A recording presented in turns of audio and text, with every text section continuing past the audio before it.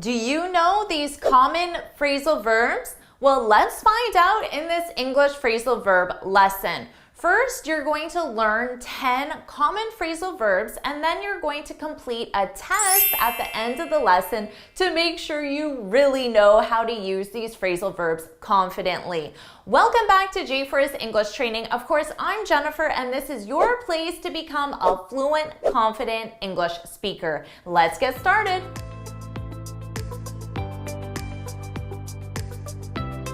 Number 1, to block off. This is when you obstruct an exit to prevent people from leaving. This is a very common phrasal verb because on your daily commute to work, you may have to take a detour, which means take an alternative route because your regular exit is blocked off. So let's say you get to work 15 minutes late. You can say, sorry, I'm late. Main Street was blocked off. And most likely that street or exit is blocked off because of construction. It's also possible that there was an accident, or perhaps there's something like a parade or a protest that's preventing people from using that exit. Number 2, to lash out. When you lash out, it means you react angrily. You react with very strong negative emotion. So this phrasal verb is negative and it's used in a negative way. So you might say, she lashed out when I suggested a different approach. So you shared an opinion and the person reacted very negatively, very angrily. They lashed out. Now for this phrasal verb, it's very common to say at someone. She lashed out at me when I suggested a different approach. The at someone is optional. You don't need to do it, but it can be very useful to specify who. So if you want to specify the person, then we use at someone. She lashed out at Jim. She lashed out at us. It could be the entire group. She lashed out at the client. And then you can explain the reason why. She lashed out at the client because the payment was late. Number 3, to walk out. When you walk out, it means you leave a place angrily. So we have another phrasal verb with angrily. You leave a place angrily. So let's say you're meeting with your boss to discuss your performance. Now, maybe you were expecting a 20% raise. A raise is a pay increase, a 20% pay increase, but your boss only offered you 2%. You might say, after my boss offered me 2%, I walked out. So you left the room, you left the office, the meeting, but you didn't just leave, you left angrily. Angrily, that's the key here. So combining our last phrasal verb, to lash out, to react angrily, we can say, after she lashed out at me, I walked out. Number 4, to sort out. This means to resolve a problem. Now we can use this with a business professional problem. For example, let's say your payment processor isn't working and you can't accept payments. You might say, we need to sort this out ASAP. We need to resolve this problem ASAP. Or who can we call to sort this out? So you can absolutely use this in a professional business context when there's a problem. We commonly use this with personal issues, with relationship issues, when you have a problem with another person. So let's say you and your sister haven't spoken in months because of a disagreement. Maybe your sister lashed out at you and then you walked out of her birthday party and you haven't spoken since.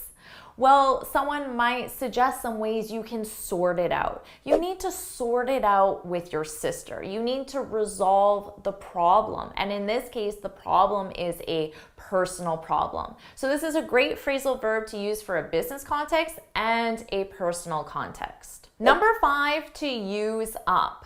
This is when you finish or consume 100% of something. So all of something. And that's very important because I could say, I used the olive oil. So I consumed the olive oil. But when I just say use, it doesn't tell you how much olive oil did I use. I used the olive oil. But if I say I used up the olive oil, then you know I used 100% of the olive oil, so there is none left for you or for someone else, and you have to get more. So I could say I used all the olive oil. When I say all the olive oil, all means 100%, so that is exactly the same as I used up the olive oil. Number 6, to wander off. This is when you leave a place when you're not supposed to, or you leave a place without telling other people. Now, this is commonly used with children. So a mother might say, I have to watch my daughter like a hawk, or she'll wander off. So little kids, they might not stay in a room. They might wander off and go into another room. But of course, that can be dangerous if nobody is watching that child. So this is commonly used with young children, but we can also use it with adults. So let's say you're on a museum tour and you're in a foreign country on a museum tour. Now, you're supposed to stay with the museum tour. You're not supposed to wander off and just go look at other areas of the museum. But you might say, the tour was boring, so I wandered off. Number 7, to grow out of. This is when you lose interest in something. So to lose interest, you're no longer interested in something because you're older or more mature. For example, a lot of young kids play video games for hours and hours and hours.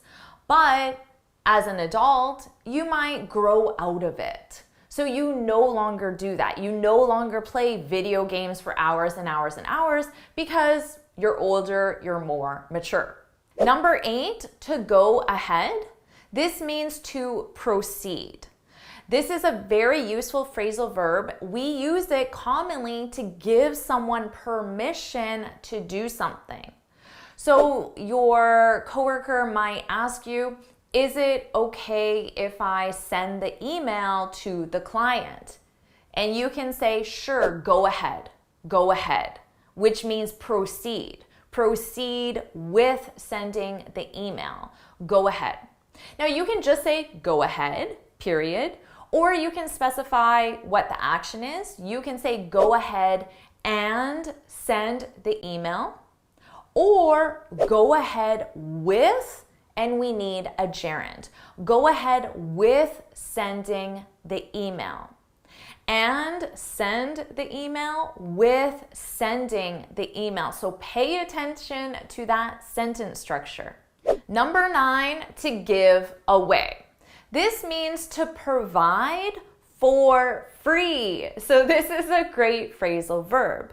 For me, I could say, I give away my best tips and advice on how to become fluent right here on this YouTube channel. Now, let's say you have a lot of items from your kids, but your kids are grown up now, but you have a lot of their clothes, their toys, even furniture for your kids, you might want to give that away. So you can provide it to another parent or someone else for free. We gave away all our kids' clothes when they moved out. So when you want to get rid of something in your house, you can sell it or you can give it away, provide it for free. And finally, number 10, to frown on. This means to disapprove of something. So you might say, my boss disapproves of casual clothes. So you can say, my boss frowns on wearing casual clothes. Notice our sentence structure, frowns on wearing. We need our gerund verb. So are you ready for your quiz? Here are the questions. Hit pause, take as much time as you need, and when you're ready, hit play to see the answers. How did you do with that quiz? Well, let's find out. Here are the answers. Hit pause, take as much time as you need, compare your answers, and when you're ready, hit play. So how did you do? Share your score in the comments below. And don't worry if you got any wrong. Just leave some example sentences to practice in the comments below and leave an example sentence with your favorite phrasal verb from this list in the comments below. And if you found this video helpful, please hit the like button, share it with your friends, and of course, subscribe. And before you go, make sure you head on over to my website, JForrestEnglish.com, and download your free speaking guide. In this guide, I share 6 tips on how to speak English fluently and confidently. And until next time, happy studying!